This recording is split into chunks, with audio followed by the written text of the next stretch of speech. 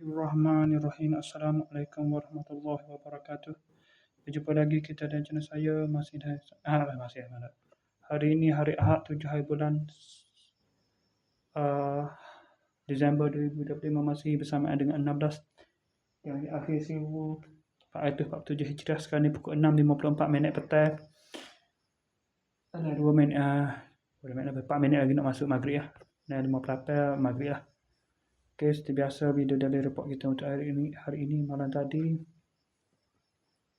Sebab ada buat video daily report tak? Saya tak keluar ke mana-mana. Malam tadi saya tak keluar ke mana-mana. Buat daily report ni tak. Untuk buat apa ni daily report tak. Saya tak keluar ke mana-mana malam tadi. Sampai masuk maghrib, sembahyang maghrib, sembahyang isya. Lepas tu sembahyang internet sampai dah ke Sampai dah pukul 1.20 tidur lah, mengantuk sangat tidur. Bangun pada pukul 6.50 pagi. Sedadah pada pukul 5.40 tu sedadah, tapi sambung balik. Bangun pada pukul 6.50 pagi. Bangun mandi, makan subuh, makan sarapan, kemudian pergi tolak kerja pada pukul 7.50 tadi pagi. Lepas tu seperti biasa pakai kedai kan. Pergi kedai Fikri minum pagi. Pada pukul 8.46 baru pergi pak kerja. Lepas sana 8.50. Kerja tu 8.44 lah.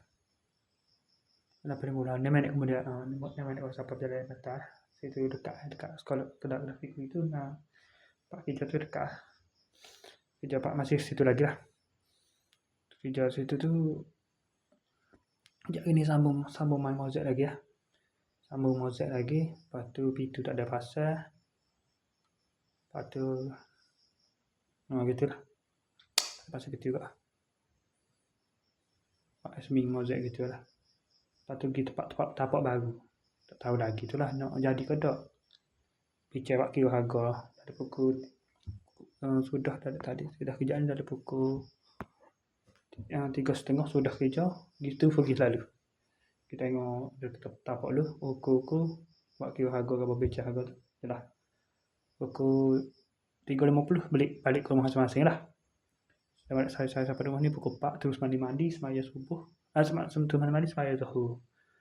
Lepas tu sembahyang asar dah pukul 5.40 hari sembahyang asar.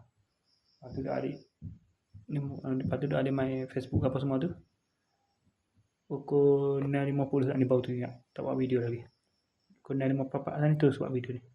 Okay, saya sekali saja untuk sesi video dari report kita untuk hari ini. Assalamualaikum, jumpa lagi. Bye.